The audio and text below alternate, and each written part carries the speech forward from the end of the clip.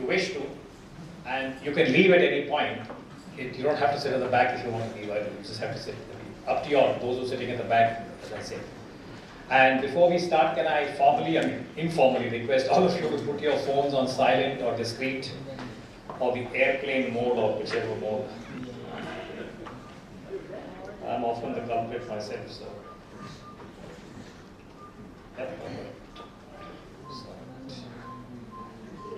Okay, we like to start bang on time, which is why I thought I'd get this out of the way.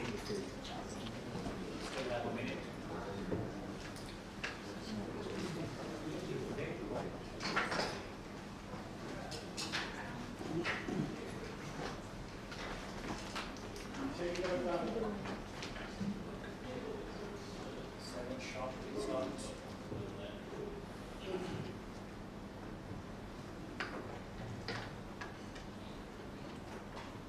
Okay, it is 7 sharp, so with your permission, may I? Good evening, ladies and gentlemen. My name is Uday Bhaskar. I am with the Society for Policy Studies. So at the outset, allow me to welcome all of you very warmly to this evening's lecture.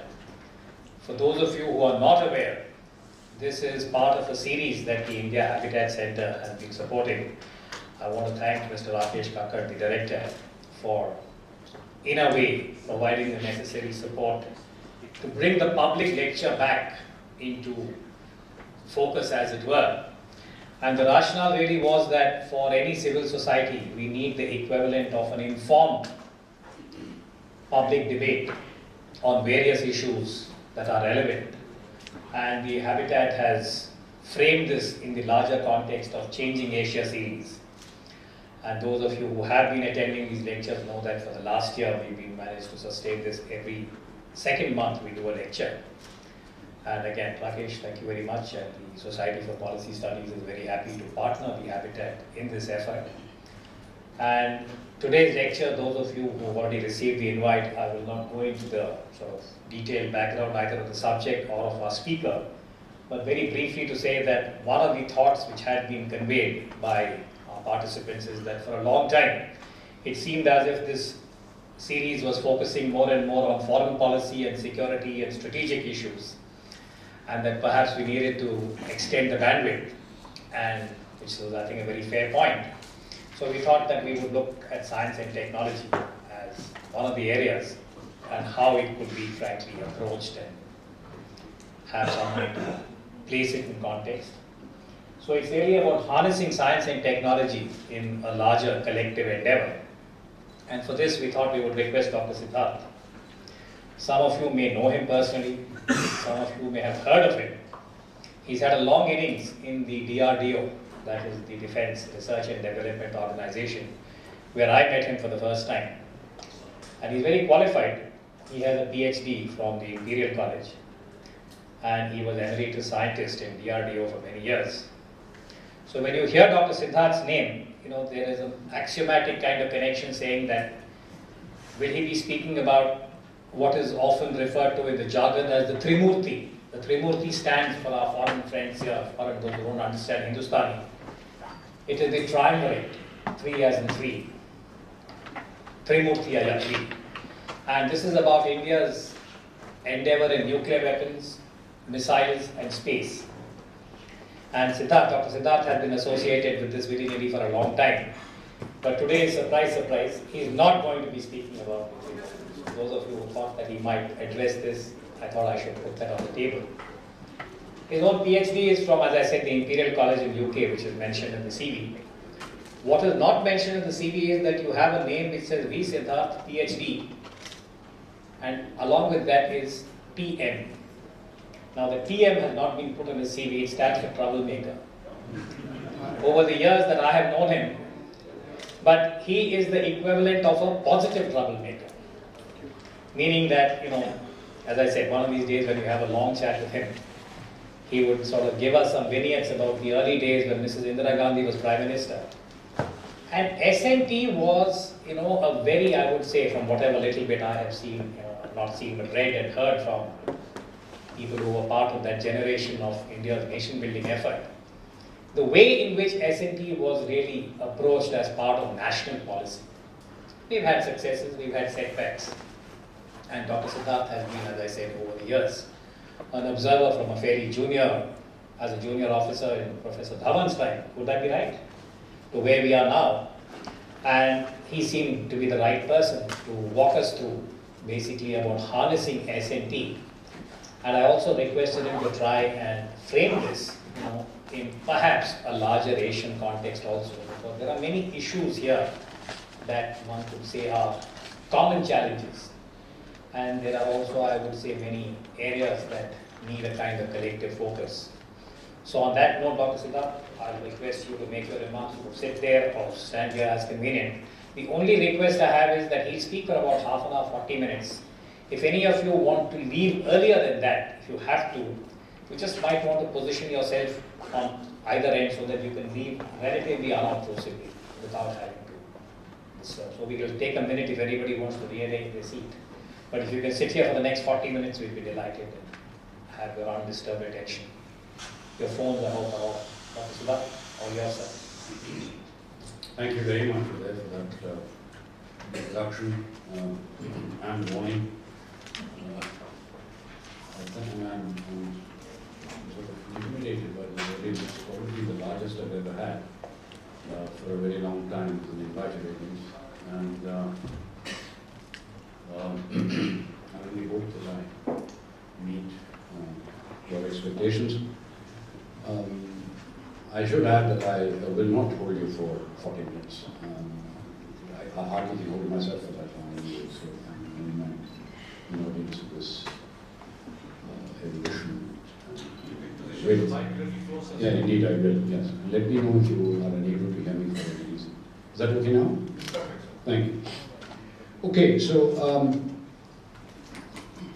I've titled this as The Harnessing of S&T and the Political Economies of Technology and Sciences in India's Policymaking. I've had an opportunity to be part of the S&T policymaking apparatus since after the Bangladesh war, when in fact under Indira Gandhi there was a huge step up in the state-directed and state-funded S&T system, the infrastructure for it, the funds for it, and so on and so forth. And although there were explicit elements connected with national security for obvious reasons, there were also many other elements associated with strengthening the economy of the country and also securing for ourselves food sufficiency and so on, which were collateral and supportive, and in some cases even fundamental to the whole business of the execution of scientific and technological effort in this country. If I might just go through the abstract again, very briefly, so that it gives you an idea of where I'm coming from and where I might be going. The traverse of ideas that are rooted in the natural sciences, from brains to bazaars, or the spread of their ubiquity, or their application in the service of a societal need, is far from a linear process. The instruments of state policy that influence the speed and direction of the processes at play are only sometimes proximate to, but are often remote from, the identifiable connections between technological activity, economic performance, and social consequence. Now, this perspective was explicitly so articulated in India's policymaking by the National Committee on Science and Technology as far back as 1973, which worked for about a year on evolving India's approach to a science and technology plan after the Bangladesh war.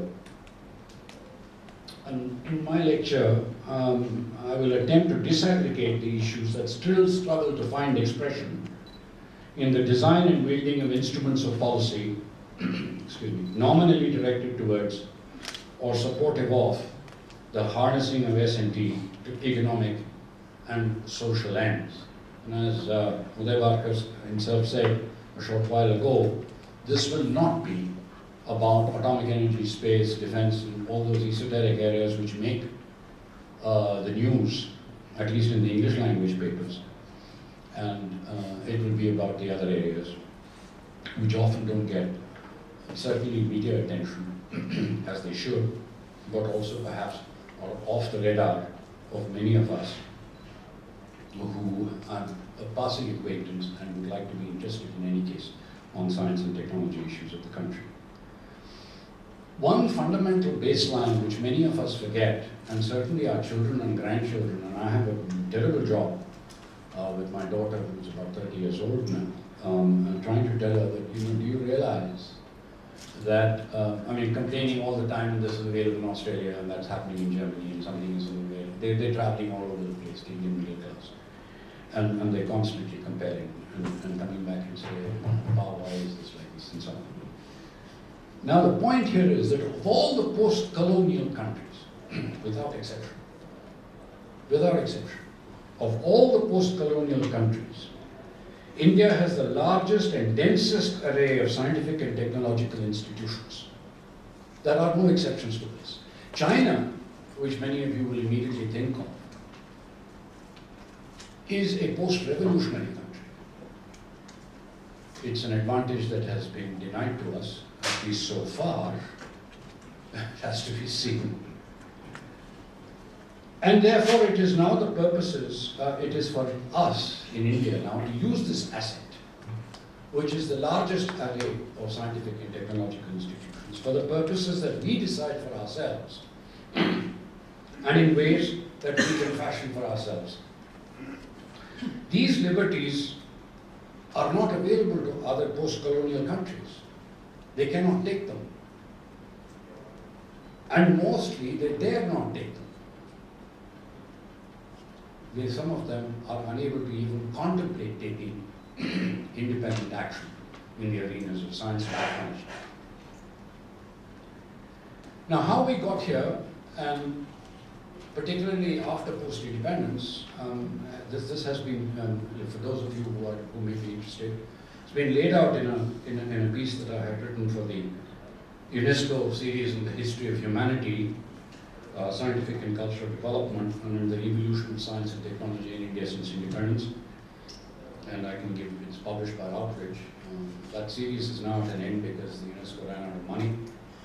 But that gives you a total horizon of how we got here from about the time of independence, after inheriting a certain structure from the British, including incidentally this language that we are speaking. Now, in recent years, about half of these institutions have emerged in the private sector. Now, although each unit is quite small by the number of qualified scientists and engineers employed by these, and the annual throughput of money through them, it's a very significant thing that the total number of the scientific and technical institutions in the country which are registered, so to speak, and I'll talk about the registration and how you get it done and so on later, if somebody is interested. Half are now in the private sector. This, again, is unique and unreplicated in any post-colonial country. Even post-revolution, there's not a private institution. Probably, but we'll take that later insofar as it might have impact on what the rest of it is that I'm going to be saying. Now, one factoid that gets repeated is that India has the third largest number of world scientific and technical personnel. This is completely incorrect. The actual rank on this account is in the teens. The actual number depending upon the definitions you employ, whether they are the Frascati manual and OECD definitions or others, or the UNESCO definitions and so on, it depends on that. And the toll is now being felt of the ignored warnings over something like a past decade and a half of the consequences of mindless misapplication of engineering talent to near routine keyboarding.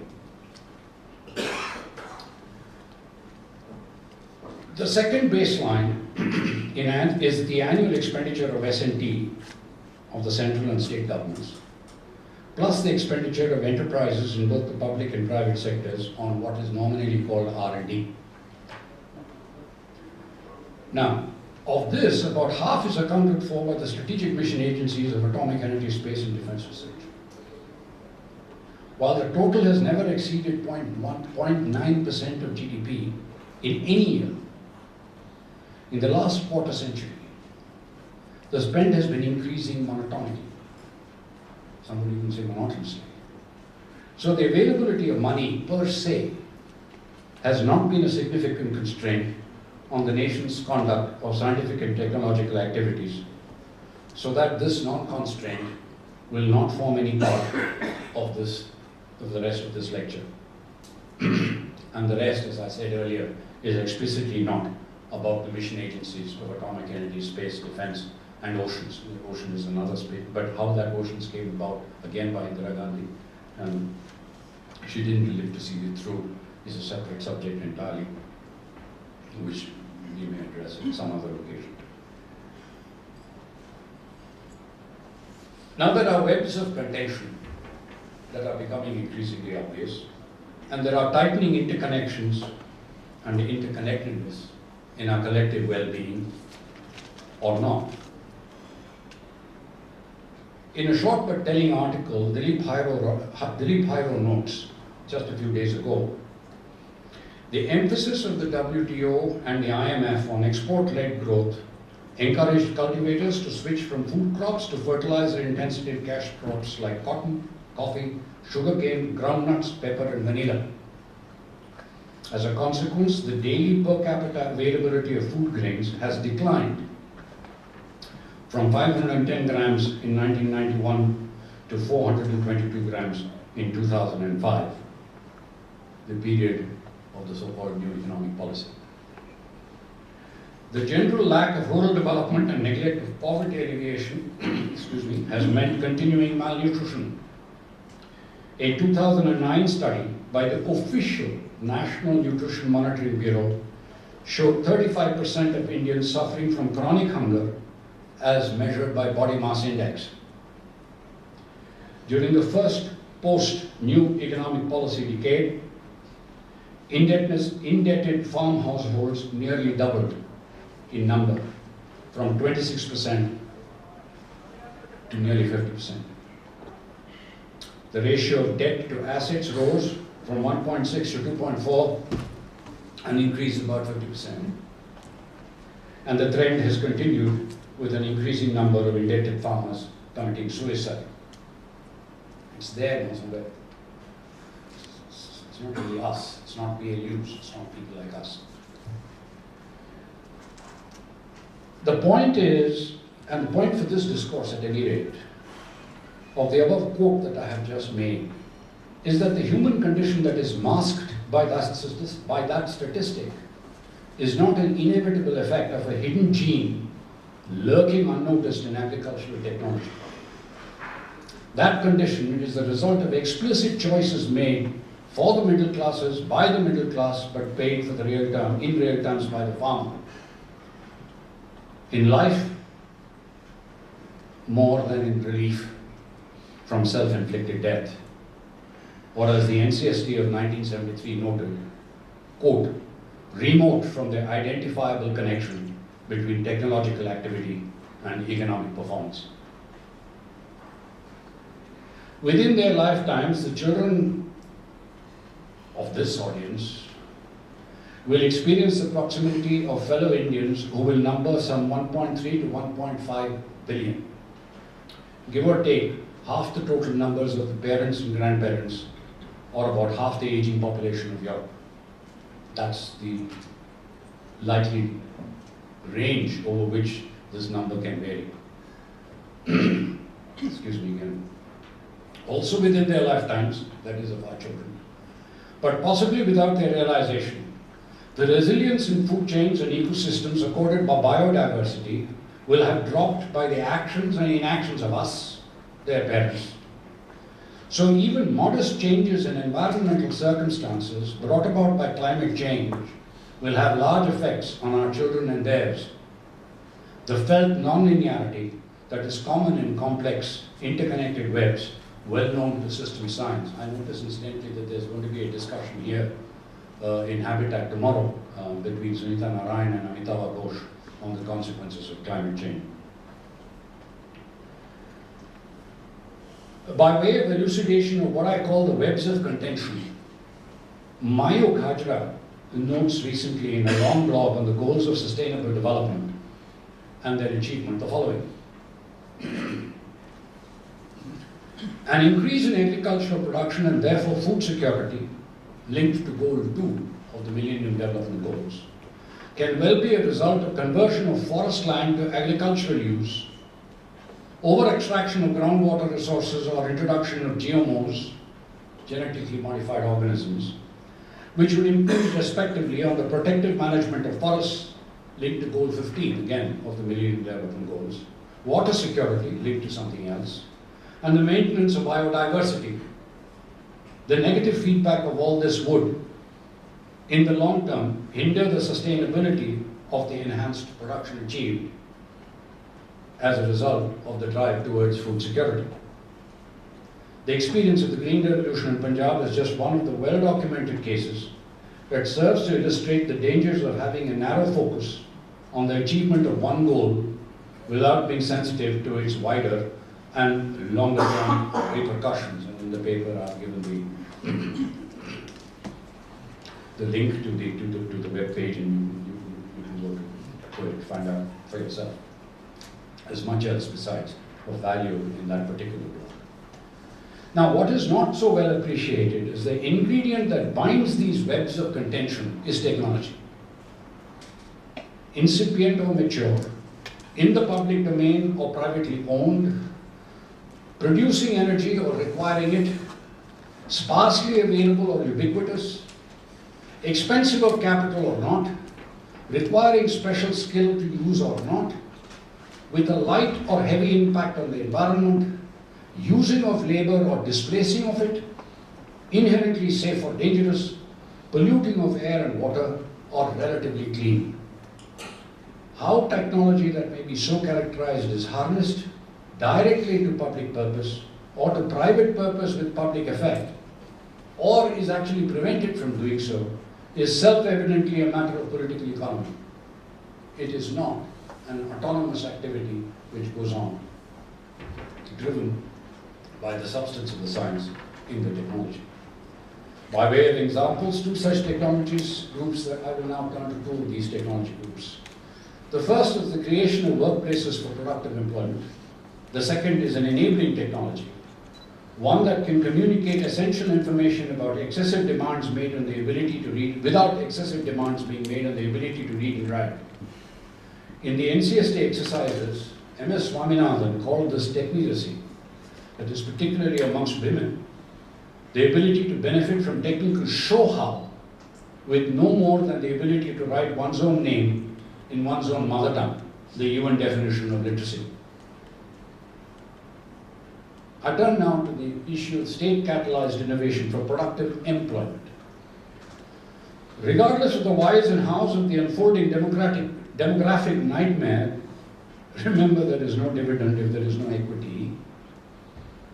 The question remains, how does one create off-farm jobs for several tens of millions, what is that, hundreds, of youths who are unskilled and undernourished, and who are coming off fragmenting farms, particularly in the Bimaru states? The answer has to be a policy goal in itself. It cannot be the use of labor merely as a factor of production in wider economic policy, amenable to the economics of trading in labor markets, even if legally mandated minimum wages in off-farm employment were enforceable. I'm mentioning this because any such formulation as a factor of production makes it far removed from the reality, from the models of the Harris-Todaro type, which some of you economists here will know about. And that too has been elaborated in a blog which is mentioned in my paper. And likewise, the sideways jump we can make, if we choose to, in manufacturing is to plan and execute a program in what I call additive manufacturing. Although that sounds esoteric and high-tech, In fact, training in this manufacturing art is readily accomplished in industrial training institutes, including those established specially for women, using equipment designed, built, and sold in India. And what is this? Rather than wastefully removing material from the stock of raw material by machining, a part or component is built layer by adding material in a pre-designed pattern. Entire buildings have been constructed using this technology. It can be used, for example, to build rapidly banks of toilet blocks. It can be used, the machines are amenable to be used by modest amounts of decentralized energy per workplace for producing goods for mostly localized markets. The machines that are designed, made, and sold in India, they are designed, made, and sold in India. Now, I suppose it would be helpful to point out that Daimler in Germany is adopting this technology for making automobile components, and some of those machines are sourced from India. Now, I'm mentioning this because in MNREGA and all these other programs of employment, for the creation of employment as a goal, it's treated as a social overhead that has to be engaged in and that the government has to embark upon, largely in order to prevent large-scale destitution and violence as a result. That's not the purpose for which I'm mentioning this particular technology. It's just one of several. I'm mentioning it because you can use it for actual value addition at local scale of taluk and district level, because it is at those levels through which you're going to be in a position to transform a rapidly urbanizing society. All these taluk and district headquarters are turning into mini cities, and the only way to ensure that they are viable is to enable workplaces to be created in those mini cities. The second example that I wanted to come to is the design and content of what I call show-how information networks. Growth in mobile, now this is a positive, which hasn't been exploited as much as it can be. Growth in mobile phone usage has exploded from less than 37 million subscriptions in 2001, just now, 15 years ago, to crossing the 1 billion mark last year. We don't quite realize this. But their use is linguistically circumscribed to the language of communication in the networks of use. However, younger people in even non-Hindi speaking states do know, besides their mother tongue, some Bollywood Hindi and SMS dialects that they have created for themselves that mix their mother tongue with English nouns and descriptors of common use in their nearest town. A portfolio of brand-supplied messages and representational icons are available on our mobile phones that you use every day. Now in Karnataka, a pilot scheme funded by the State Council of Science and Technology has been tried for communicating essential farming information through language-independent, custom-evolved, field-tested, iconic representation. Obviously, such show-how information networks can be used only for communication and good practice instruction. They cannot be used for ideation, nor are they meant to be used for ideation. And for those of us who are unable to separate out the purpose of language from ideation to communication, it would be well worth our dealing with our grandchildren, because they speak a language that we do not understand at all when they are tweeting about on their mobile phones. Incidentally, I'm indebted to Dr. V.S. Ramamurthy, the former director of NIAS, for a conversation engaging me in this particular idea. Now, if such is doable in one state, it must be doable in another. But for that, an ecosystem must exist in the other states that can catch and replicate this specific innovation. If it is not happening, it is not for want of knowledge of this pilot or its doability. Every state has its own state council of S&T which exchanges information about its programs with the others. Not for want of opportunity or need, not for want of money. Farmers' cooperatives in states like Maharashtra have enough money to support a pilot scheme of this kind. The reason has to do with the blocking influence of matters remote from the demonstrated benefits of innovation and its widespread adoption. I come now to the special place of the biosciences in India's policy making. For the purposes of this lecture, there are 4 reasons why the biosciences have a special place in India's policy making. The first is that the green revolution was brought about by the application of bioscience and plant breeding. The elimination of the scourges of smallpox and polio has been brought about by the mass application of the biosciences of vaccines. Only the grandparents of the present tweet generation know that these are no ordinary achievements. The second reason is that there is nothing in bioscience or the technology of the delivery of science-based healthcare that requires their embodiments to be marketable commodities. If it has been made so, particularly in recent years, it is by choice of a particularly contentious arena of political economy. And the third reason is that alone of the post-colonial countries, almost unique amongst the others, India has a full-fledged executive department of biotechnology in the central government. Its existence and the programs of innovation support in the biotechnology industry have been more than instrumental in the growth of that industry in India and its export performance, which is now sufficiently large for it to become a target for attack in the WTO by the so-called advanced countries. And the fourth, of course, is that in the sub-Himalayan regions, the northeast and the western Ghats are biodiverse and they are biofragile. These have been mapped by survey organizations that have been in existence since before independence. In almost every case of damage to these fragile ecosystems, with adverse effects on the lives and subsistence of whole communities that are integral to these ecosystems, the damage, even catastrophic damage, has been the result of the political economy that drove the ignoring of science-based predictions of the likely effects of those decisions. Uttarakhand. In all of this, is there anything to learn from the Asian countries? Here I'm particularly going sort of sideways a little on the west. But it is also instructive. Now, state-catalyzed and supported industrial innovation in very many OECD countries have been and remain a standard feature of their innovation support policies. The leading Asian members of the OECD, Japan and South Korea, have been and remain fine practitioners of the art. Japan, through its famed MITI in the 70s, and subsequently South Korea.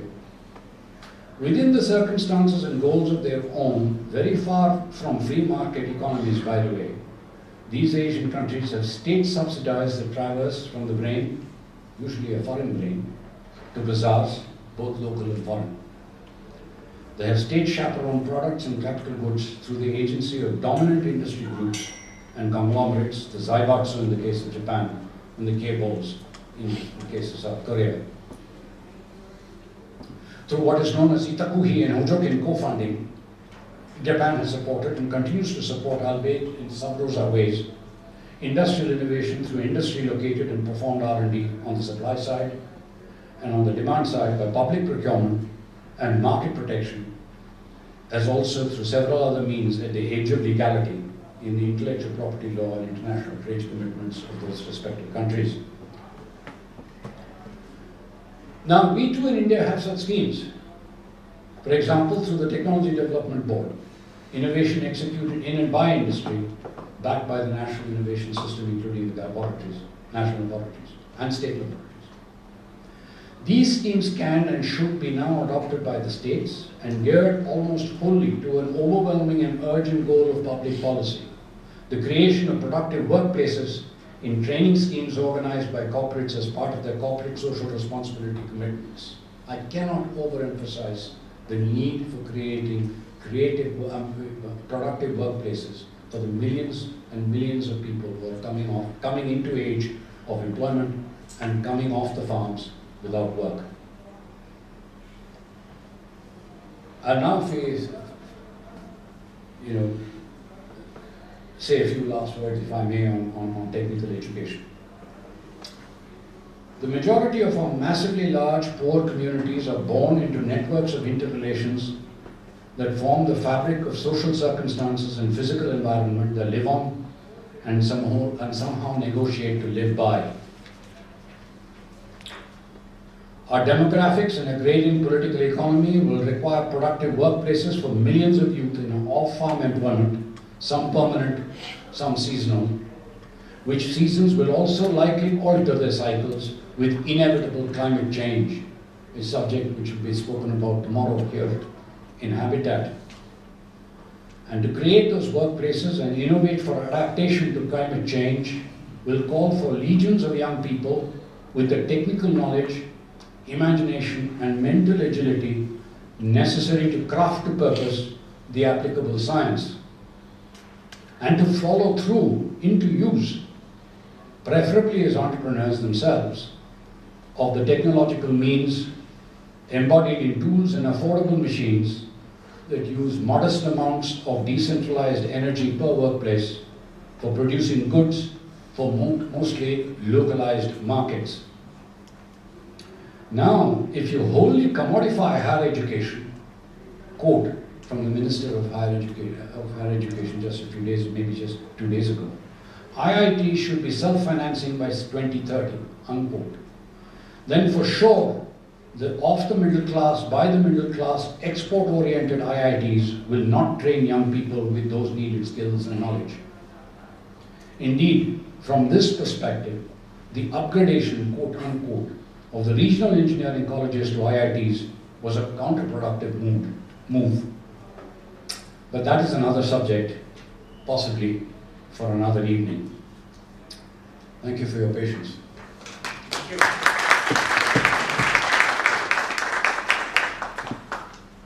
I'd like to thank Dr. Siddhartha. If you heard him carefully, he's packed in a lot of, I would say, content and his own analysis of many of the challenges that we have as far as SMT is concerned. And he signed off, I think, on this, what he called as the commodification of education and the way in which current policy seems to be headed. But I'm sure there are many areas and issues that we will pick up in the course of the discussion. So the floor is open now for about half an hour. I'll request you, I'll try and recognize everyone as we always do, to please identify yourself, and I'll take questions in clusters of 3 or 4. We have Mr. Bagai, who has the honor of initiating most of our discussions. So Bagai sir, I'll take you first and then I'll go down. I'll get everyone on board. Bagai, it will be heard loud and clear. Yeah, there are two situations which I faced on the ground regarding use of technology. One is at the DRDO itself.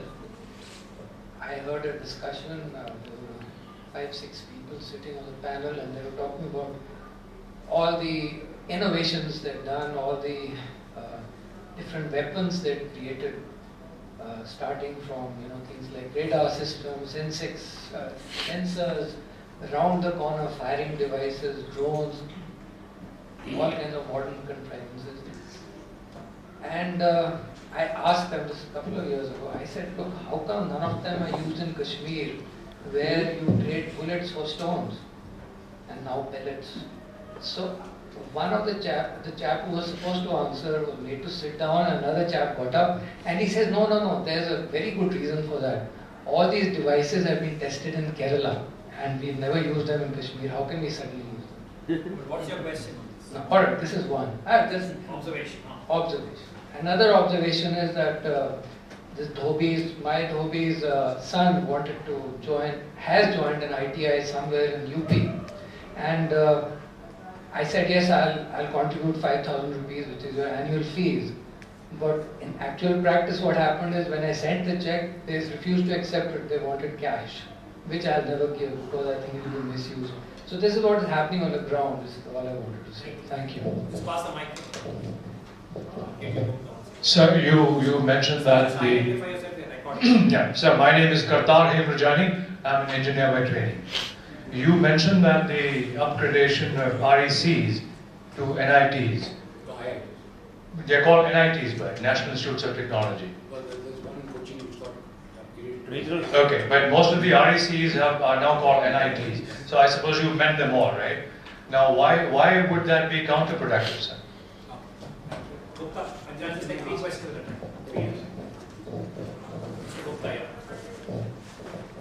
Please identify yourself. My name is Akshay Gupta. I'm an independent researcher and technologist. My question is, sir, it's taking too long for Tejas to be introduced in Indian Air Force. And same thing like Agni missile has been developed by the DRDO and all. Where we are competing right now with the Russian missile systems or American missile systems or any Chinese like that as compared to like Russian SS-18. And what do you think like the future of Indian technology in this 21st century? Thanks. Would you like to answer these? Counterproductive and planting?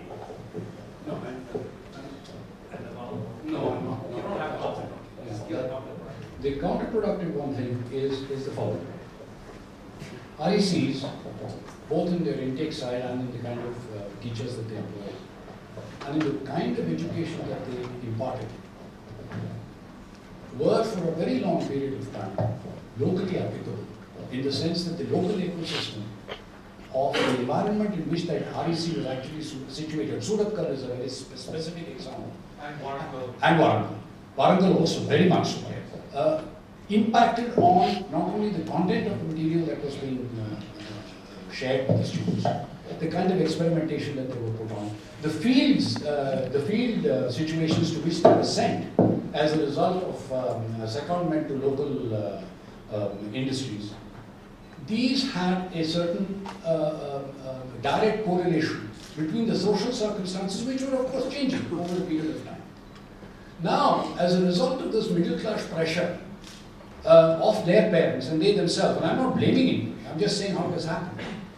They've said, we do not have the status of the IITs. And more importantly, and this is what has driven this entire group, which currently happens to be in the United States, the Telugu group within quotes, very powerful, both domestically and there. They were very instrumental in ensuring that the curriculum there was raised to the point where all of them could then migrate to the United States, and in order to get that done, they have to raise this to the status of the IITs, because when they applied for the job and it said REC, Warangal and so on, they never got a bhav, which they now get as a result of that. What I'm trying to get at is, it is the sociology and the political economy, this time connected with that which exists amongst the NRIs, the non-responsible Indians in the United States. Thank you, sir. So, my name is Sripati, I'm a consultant with the Ministry of External Affairs. I just got two queries on what you said, sir. There is the IT generation of mindless misuse of engineering talent for routine keyboard activity, and also your signing off line of the creation of more IITs. Given this kind of setup, and familiar, I read somewhere that almost 80% of all IIT grads are outside the country, and in that, this is what I read some time back, and that most of the IIT and the engineering guys do a master's not in science but in management and join a financial institute. Given this kind of setup, for the foreseeable future, say for the next 5 years, 10 years, is that enough human resource for if the government is to undertake a big push on science and technology, enough human resources to manage it? Thank you. Myself is Jagdish Bhatt, Energy Manager. Especially my question for the safe for peoples in Himalaya. What is the policy and development in earth science? As a cloud blast, earthquake, and other disaster in Himalaya. Thank you. Yeah. Let me answer the last one first, because it happens to be the easiest. You asked, well, what is the policy? Well, in a sense, it's a continuation of what is already. There is the Himalayan Institute, the Wadia Institute of Himalayan Geology, as you know, in Delhi. And the Earth, well, there is a Ministry of Earth Sciences. How that ministry came about and why it came about like that is a long story. It involves, among other people, Indira Gandhi and so on, and the compromises that had to be made because of a certain dynamic which existed between the India Meteorological Department and the Department of Ocean Development. And I don't want to go into that, but it's a fascinating reason why the Ministry of Earth Sciences was created. Now, so far as the policy is concerned, there are maps. And they are published maps. If in spite of the existence of these published maps, and the fact that these maps are brought explicitly to the notice of of state governments, like for example Uttarakhand, they ignore it and then go about building things in places where they said don't build because this is a problem area. As far as then there's no point in blaming the lack of the science, as it were, because that's been demonstrated time and again. And which brings me back to the point that I made earlier. If a decision in the face of known science is taken the way it is taken, it is done for reasons of political economy very, very directly. The other point that I think there was a question. And the counterproductive thing. Look, you know, what has happened is the following, and I mentioned this only, in fact, the counterproductivity has gone to a stage 2, which is really very bad. As a consequence of this dynamic that you mentioned just now, which is correct, what has happened is that the felt diminution in both the standard and numbers of young people who were coming into the 3 strategic agencies. I said I wouldn't speak about that, but this is a direct consequence of what the question you asked, was such that all these agencies have now started universities of their own, in effect. Space, Defense Research in Pune, and of course the Babas, the school from which everybody in atomic energy originally came out, because there was nothing to do. I don't want to go into the history of that. Now this is counterproductivity on a massive scale, because what this has now done is to deprive and even the IITs of the disciplines necessary for them to broad spectrum the education that they might give to those who either don't want to go abroad or can't afford to, for family reasons and others. Well, this has had some positive impact in the sense that there have been recruitments in VSSC in ISRO. Like I said, I will be talking about it because I can't do very much about the human resource. Some recent have been the children, and in fact, at one interview that I was on Skype, and I was one of the members who was interviewing, there was a young girl who did very well. And at the time that she was leaving, we all sort of asked me, she did extremely well, although she was not bad in English, and unfortunately we still operate in that language as I'm doing now. And she did very well, and we wanted to know where she came from, and what she was, and so on and so forth. She'd gone to the local Cochin University of Science and Technology then. And we asked her, and she said, I said, what do your parents do? And she said, sir, my father is a fisherman. I said, we've achieved our goal as far as that particular small element was concerned. But this self-abstraction of the English-speaking middle class in the education field is causing its own dynamic, some positive actually, because it has resulted in that particular recruitment which would not have otherwise taken place. I don't know if I've answered or even addressed your question. Thank you. Yeah, I'll get complete. Yeah, go ahead. My name is Sunil Abraham, and I'm from the Center for Internet and Society. I wanted to ask about publications in peer-reviewed scientific journals, how we are doing, both in terms of citation count, impact factor of these journals, and what the government should do to increase publications. Thank you.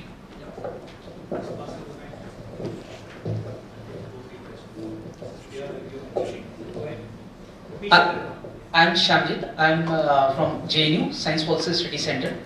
I would like to ask, in case of India, where more than 90% people are engaged in informal economy, and it's not that informal economy, and it's not that the innovations are happening only in the formal sector. These are happening also in the informal sector. But the government's overall policy is mostly focused on the formal innovation system. So up to what extent the government efforts have been there for the informal innovations, as well as up to what extent they has been successful? Short question now, please. Yeah, sir. My question is regarding DRDO. The way Mr. Pillai Introduce yourself. Dr. Sarojit today, yeah. The way Mr. Pillai has done DRDO, BrahMos is remarkable with the collaboration of Russian technology. But at the same time now DRDO is nothing contributed except for a purchasing committee. Second thing is that at NASA, we have more than 40% scientists of Indian origin. But at the same time, I know young ladies from your ISROs, PhD and DSCs, they are unemployed even today after getting such a excellent degrees. Thank you, Mr.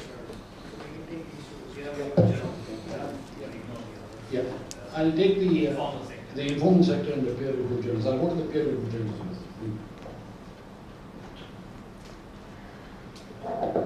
I am very happy, in a perverse kind of way, which I probably usually am, on the paid charges and the expense of these foreign journals. What has happened as a consequence of this is that very many more people are now publishing in Indian journals, and in particular in current science, of which I was at one stage a member of the editorial board and continue to be an advisor.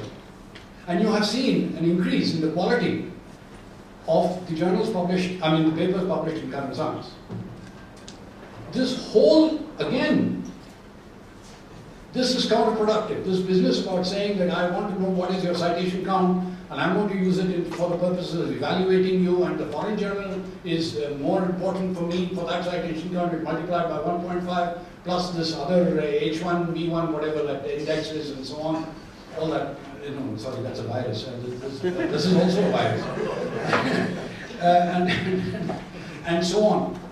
All brought about by a copycat way of thinking with regard to what constitutes excellence. And the one person who was against it and said so in so many words, and we have forgotten him as usual, was C.V. Raman. He is the one who started current science and said the reason why I want to do that is because unless you have your peer review here in India, you are not going to create the web necessary of those who are self-confident enough to be able to judge others by your standards, not by their standards or foreign standards. So this whole business about foreign publication and so on, by the way, if I might carry on that particular one because it makes me, anyway. Look, there was a proposal, just now, I'm talking about in the last 1 year, which say that all papers which were published, whether in Indian or foreign journals, coming out of research funded by the public purse, namely the government of India or the state government, mostly government of India, DSP, whatever, the copyright should belong to the President of India. And it shall not be traded. You cannot say that I'm transferring the copyright to some other journal of the editor and so on and so forth. Simple thing. And once you do that, then it will automatically drive all these paper publications to open access journals. Okay? Now I'm mentioning this because there was such a halla against it, saying no, we must have the freedom to publish wherever we want. The National Science Foundation will not allow you today to publish in a non-open access journal. But I don't know, but that's different. Informal sector. No question. Yes, you're right, it's neglected, but that informal sector will now have to be done, shall we say, catalyzed by state governments. And there are some state governments which it cannot be done by the center, that's for sure. No matter how much you try and what kind of schemes you have in the ministry. Actually, the Ministry of Rural Development agriculture and rural development is actually something you say, because agriculture is a state subject. But this is the only way that the mechanisms of innovation can find expression at the level, as the closest point to which they can be applied. You will have to go through a process by which NGOs, and there are several in Gujarat, there are around, but then you can multiply them by a factor of 100 or 200 before you're in a position to be able to create the innovations necessary that can be used by the informal sector in a way that they can afford. Okay, I promise that we'll finish by 8 o'clock, so if it's okay, I'll take short questions. Those who can stay, Dr. Siddhartha will stay, but a couple of people said they had dinner engagements, so I'll alert you at 8 p.m. Madam, I'll take you, and then I'll come down this line first. You go ahead, please introduce yourself. Myself, Dr. Malti Goyal. I just want to have a small question about, could you throw some more light on the political economics of technology, especially in 21st century in the context of India and Asia? Ambassador Sheen Kamshah, physicist of review. Well, Siddhartha, it's a delight to listen to you. I wanted to ask you again, following the same trend as Ms. Goyal is going, does the political economy succumb to predatory external forces in the same way as in the past century or previous century, the colonial century, the rulers succumb to the predatory powers? Example being the power of predatory China in Himalayan ecology is so vast that what they are doing to the ecology, the political economy cannot deal with that, because you have corporate sector within the country which want to ally with the predators. Would you say and give any comment on that, and the impact of that on the indigenous science and technology? I just wanted to raise a few points. Introduce yourself. Aparna Basu. I used to be with the National Institute of Science, Technology and Development Studies. What I wanted to say is that on the question of technical education, since that was covered right in the beginning, I wrote this paper on a comparative study of South and Southeast Asian countries, various indicators, education plus publications, patents and so on. And what we found is that in the area of technical education, we are below, of course, China, Singapore, Malaysia, Thailand, and probably at the level of Indonesia, or perhaps even lower than Indonesia. That was one thing. The other thing I wanted to say is that in Thailand, there are two options for high school graduation. You can opt for one or the other.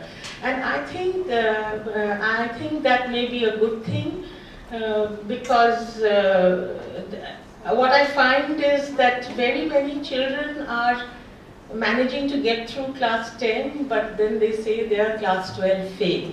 So perhaps if they are given an option earlier on, though they don't need to get to this. Yes, that is one.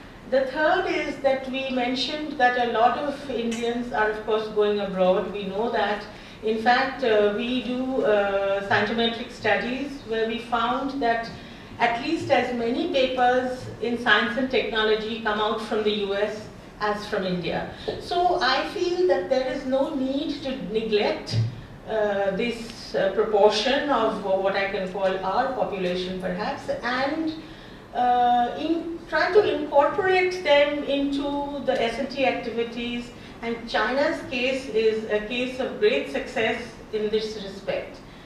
Then, can I cut it short. Thank you. Can I get and then I will talk more about this. I'm Sue Peterson, Counselor for Innovation and Research at the Embassy of Denmark. Based on your experience as a scientific advisor for Indian government, could you shed light on how important science and technology is in policy making in India? How do departments and ministry actually use science and technology to inform policy decisions? And is there a center of India's science and technology policy? Professor Mohan, you have the last question. IIT Delhi. Thank you. IIT Delhi and V.Siddhartha University now. Sorry, where is that? I don't know. First, I would like to make a correction with your permission. Everyone all the time says that most of IIT products go abroad. It has never been true. Even in the old days, overall only 25% settled abroad. 75% lived here. That's before the 80s. Now, because in the main IIT, 60% of the production is masters and PhDs, not undergraduates. And people don't know this, that 60% of the products of IITs are masters and PhDs in India today. And most of them cannot then settle abroad or get private sector jobs because they don't come from this middle upper, English-speaking middle upper class. So they're working here. 90% of all the technical people in all the large companies, private companies and public sector companies come from 10 institutions in the country. And lastly, at present it appears only about 20% of our products settle abroad. So this is something which neither our faculty knows nor the public knows. And it's very important to know this. Last, the question is, Siddhartha, that many years ago there was an idea about stacks in ministries. It's all gone by the wayside. There are no jobs, intelligent jobs in the public sector for our intelligent technical products who get masters and PhDs. Private sector certainly doesn't have. The largest companies, technical companies in India, including the computer sciences, do not employ PhDs in any number. The only way other countries have done it is for most of them to be employed by the public sector. Now, the issue is that you didn't raise this in your presentation, that there are no jobs for intelligent people who do research in this country. The only jobs available are teaching jobs. And half the people anywhere in the world who do research do not want to teach, because they're not capable of teaching, they're only capable of doing research. So how come you didn't raise this in your issue? Because it's one of the most important issues. Okay, I hope I have not missed anyone. I'll try and see if I can come back. Sir, if you want to answer these questions? Yeah, in reverse order. And then we'll do the shuffle for those who had to leave. In reverse order, if I may, that's not the only important matter that I haven't raised. Many which I haven't. I just had to choose amongst the ones that I was prepared to in the time of the year. And number two, yes, these statistics are known, but my primary concern is how do we function in spite of those statistics? Now, that's the point. I mean, and how do we go about improving our performance in the fact that all of us are replacement British. That's what we are. I mean, let's be honest about it. And unless that whole situation changes, how it is going to change, and this whole China thing, please, don't bring this up, because China is a very, very different country altogether. Everything, there are 5 people who decide what needs to be done, and if you don't do it the way they want you to do it, it's unlikely that you will be allowed to see the punishment. So, I mean, I don't want to go into that. It's a completely different system. And it's really quite pointless. And by the way, this business about the China, do you know the reason why? That's one of the reasons, not many. One of the many reasons why you find such a large number of Chinese publications in foreign journals, because the fact is that if you want a promotion, then the number of publications you get in that foreign journal makes a big difference to them. It may start making a difference here, it shouldn't, but then that's one of the reasons. The other reason is that they are very clever, and actually they invite to their universities the editors of these journal papers to give lectures, paid for by the Chinese government. So it's no wonder that you will go to get very many more of these in journals published abroad. And incidentally, they publish in current science as well. But that's another, it's a subterranean, not a very important issue right now. It may become important a little later. You were talking about the political economy of something. Look, as I said, we are what we are. And we can lament the fact that we are not what we should be. But we have to deal with the situation as we find ourselves in. What worries me is that it is moving in a direction which is not set by the real requirements of the country insofar as employment of our people is concerned. And employment is absolutely at the foundation of what we need to do. And that really is the worrying part. Education for employment. That's it. You get that right, the rest of it then is an overhead that can be tackled in whichever way you want. You mentioned about S&T in the government. The specific question was? Is there an institution which deals with that? No, this is how do departments and ministries use science and technology to inform policy? Now this is a fundamental point. They don't. You see, this whole business about whether science in policy, there's a gentleman here whose father wrote a paper way back in 1966 in Nature on Indian science policy making, where he made the distinction between science in policy and science policy, or policies for science. The National Committee on Science and Technology made this distinction as well. But the department where it appears most heavily, quote unquote, because the regulatory function and the science promotion function are very close together in that department, is biotechnology. And there you do find that the output of science coming out from what it is that they have funded, right, wrong, indifferent, a separate issue, has a bearing on the way in which the regulatory apparatus actually functions. We have a problem right now with GMOs, and GMOs being in India, and let's not get into that. But yes, but on a larger scale, the only way to get that done is to lower the level of at which the activity is being conducted, way down from state to the state stacks. You know, it's stacked against them. So that's why they have to go all the way down to the level of the district and the taluk. And unless you do that, yes, you will have duplication, yes, you will have leakages, yes. PhDs and masters come into the market and they don't get jobs. Now, my feedback is that 80 to 90% of the engineers who come out of the various colleges are not employable. They are not employable. You know, that it's a very sad story, and a very large number of colleges do not, technical colleges do not have teachers. They just give out degrees. Now this is a great anomaly which has to be resolved. Thank you. What else can I'm not in the education sector, and I accept that is the thing. It's part of that larger situation where I do not think that the instruction in the English language is going to ameliorate that situation. It will exacerbate over a period of time. But for temporary use, yes, for temporary purposes, yes, we can do what you said we should. Thank you. Most of you had to leave around a little after 8, so I thought we should try and close this formally at this point. Those who want to engage Dr. Siddhartha, in a longer chat like you, sir, please feel free to do so. I'll take a couple of minutes just to thank all of you. And sir, pick up your point, Mr. Mahendra, what you said about the quality of education.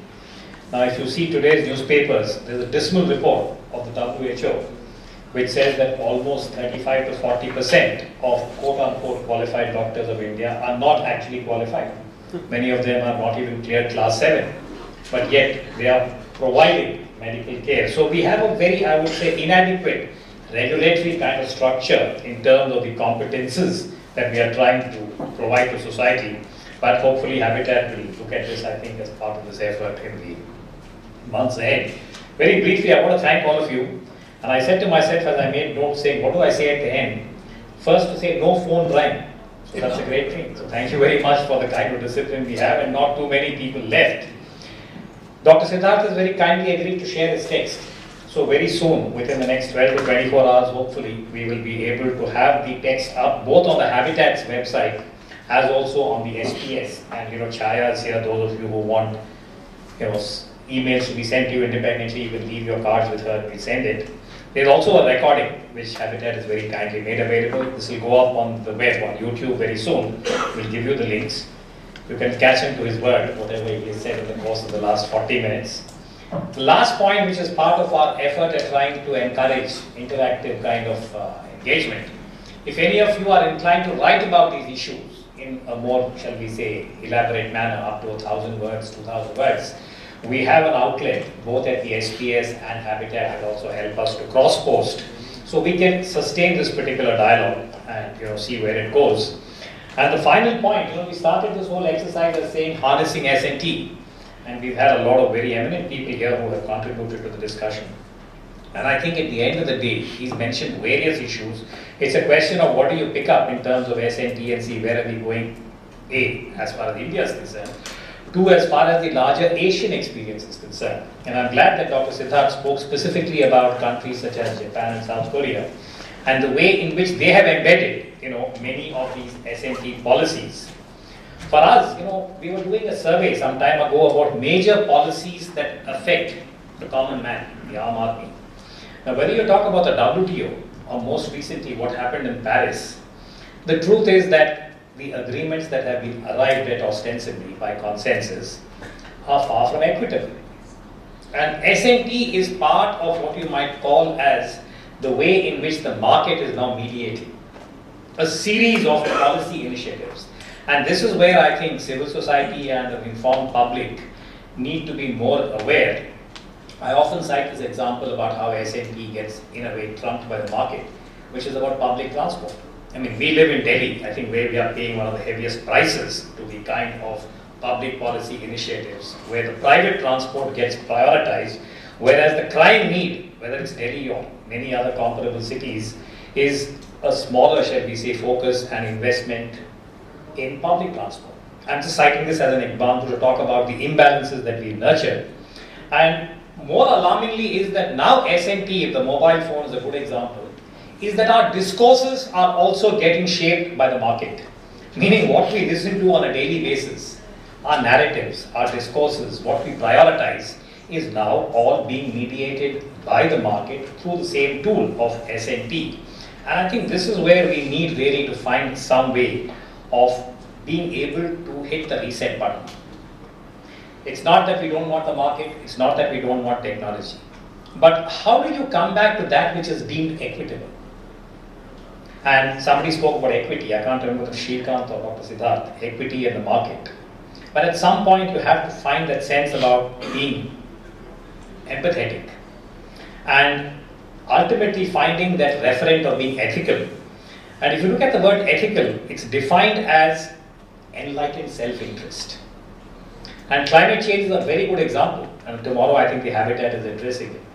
And most informed people say that we've actually crossed the tipping point.